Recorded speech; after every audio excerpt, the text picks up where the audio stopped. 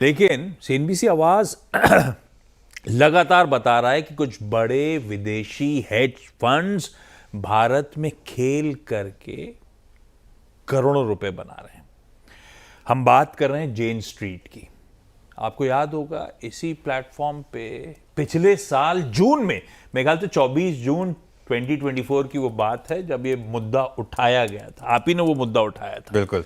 जेन street फिर radar पे। पहले वो मुद्दा जो उठाया था वो आपको जरा हिस्ट्री के उस वीडियो पे ले चलता हूं। वो पुराना वीडियो एक बार पहले दिखाइएगा जब हमने चर्चा करी थी जेन स्ट्रीट की। अमेरिकी हेज फंड्स बहुत पैसा बना रहे हैं इंडिया में वाया ऑप्शंस। ऑप्शंस में जो पैसा हमारा लूज हो रहा है वो कहाँ जा रहा है? वो ज़्यादातर हेज फंड्स के पास जा रहा है। ये हेज फंड्स क्या करते हैं? ये दो हेज फंड के बीच में एक केस हुआ, उससे ये खुलासा हुआ। किनके बीच में? जेन स्ट्रीट और मिलेनियम। 2023 में ऑप्शन ट्रेडिंग से इंडिया में $1 बिलियन बनाए।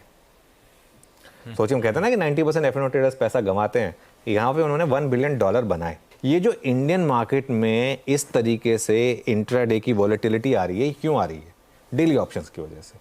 क्योंकि इसमें हो क्या रहा है, एकदम से मार्केट कोलैप्स होती है, इमीडिएटली रिकवर हो जाती है। क्या करते हैं उनमें से कई ये हेज फंड्स ऑप्शंस लिए इन्होंने, उसके बाद इनकी ही मान लो कोई पोजीशन वगैरह है किसी स्टॉक में, कैश में है मान लीजिए, उसको मार्केट रेट पर धड़ाधड़ काफ़ी बेच दिया। जैसे HDFC बैंक काफ़ी बेच दिया, ठीक है, ऑब्वियसली उसमें उनको लॉस होगा क्योंकि वो नीचे, लेकिन उससे कहीं ज़्यादा पैसा बन जाएगा ऑप्शंस में, कहीं ज़्यादा। ये हेज फंड्स जो इंडियन ब्रोकर्स हैं, जो FII ब्रोकर्स हैं, ये FII ब्रोकर्स को मच हायर कमीशन देते हैं compare to long only funds.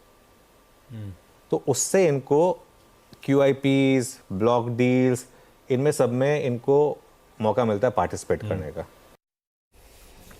1 साल से ज्यादा हो गया इस चर्चा को इस प्लेटफॉर्म पे किए हुए, और अब जो चर्चा करी थी, जो कंसर्न्स हाईलाइट करे थे, उसी की जांच अब अपडेट है कि रेगुलेटर सेबी करता हुआ। आप कैसे देख रहे हो इस पूरे मुद्दे को? देखिए, एक चीज़ मैं अपफ्रंट क्लियर कर देता हूँ, इसमें इलीगल कुछ भी नहीं था, लेकिन मामला सारा ये था कि बैंक निफ्टी में उस समय जब डेली एक्सपायरी होती थी, जो वीकली एक्सपायरी होती थी, बैंक निफ्टी में इस तरीके की वॉलेटिलिटी क्यों आती थी? क्यों HDFC बैंक और ICICI बैंक एक एक दिन में 2-2% अप डाउन ऐसे हो जाते थे, जैसे कोई बिना रीजन के कोई मिड कैप स्टॉक है ना?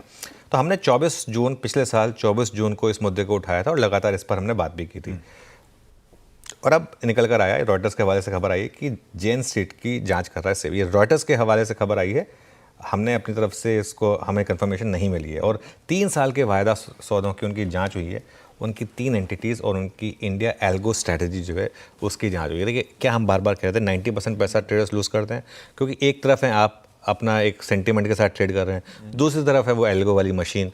वो मूवी याद है ना आप, टर्मिनेटर, उसमें वो सामने आर्नल्ड श्वार्ज़नेगर वो लेके आ जाता है अपना मशीन का मुकाबला कर पाएंगे उसका आप। तो अब निफ्टी के 50 शेयर और खासतौर से बैंक निफ्टी के शेयरों में जो सौदे हुए ना, उनकी जांच हो रही है।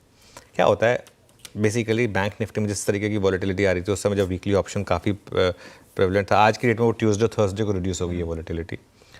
सपोज करिए आपने HDFC बैंक आपके पोर्टफोलियो में है, ठीक है, आप उसको खटाखट बेच देते हैं, लेकिन एट द सेम टाइम आपने दूसरी तरफ ऑप्शन लिया हुआ है, पुट ऑप्शन, तो जितना पैसा आप कैश में लूज करेंगे उससे कहीं ज़्यादा पैसा आप उस पुट ऑप्शन के थ्रू बना लेंगे। तो वो एक, और अगेन इसमें स्मार्ट स्ट्रैटेजी है, कोई बुराई नहीं है, लेकिन इससे जो मार्केट का इक्विलिब्रियम जो है वो थोड़ा सा ख़राब हो रहा था। तो ये अब निकल कर आया, आप देखते हैं सेबी की जांच में आता क्या है और इसको आप ठीक कैसे करेंगे। एक तरीका तो हो गया कि आपने बैंक निफ्टी की वीकली बंदी कर दी, तो उससे काफ़ी, लेकिन अभी भी एक मतलब मंथली तो है ना, और जब हम लास्ट वीक में जाते हैं तो मंथली भी वीकली बन जाती है टेक्निकली, तो स्कोप तो रहता है फिर भी।